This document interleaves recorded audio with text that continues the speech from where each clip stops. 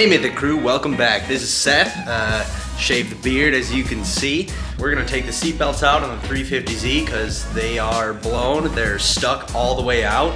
They don't retract anymore, so send them out to get repaired. This car had been in a front end collision before, so I think that the seatbelts blew during that and they never got replaced. So we're gonna get to it.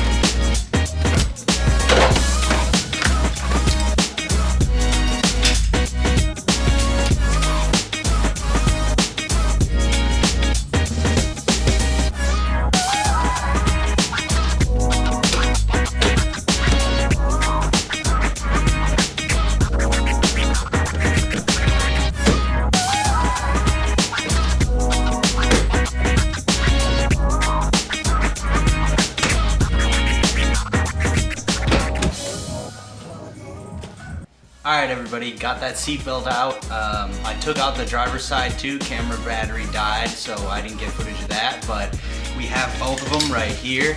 We've got passengers and drivers.